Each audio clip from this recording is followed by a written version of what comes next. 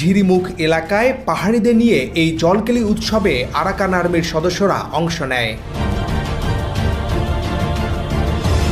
জানা গেছে, এই এলাকায় মিয়ানমারের সশস্ত্র বিদ্রোহী গোষ্ঠী আরাকান আর্মি ও তাদের রাজনৈতিক শাখা ইউনাইটেড লিগ অব আরাকানের অর্থায়ন ও তত্ত্বাবধানে আরাকান ওয়াটার ফেস্টিভ্যাল নামে এই অনুষ্ঠানের আয়োজন করা হয়।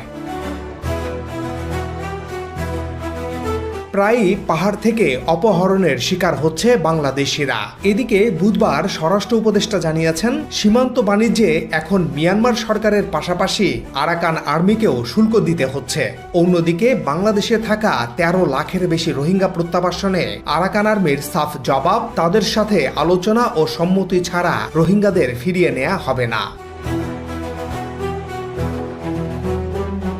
সব মিলে এক জটিল রাজনৈতিক সমীকরণের জন্ম নিয়েছে বাংলাদেশের দক্ষিণ পূর্ব সীমান্তে।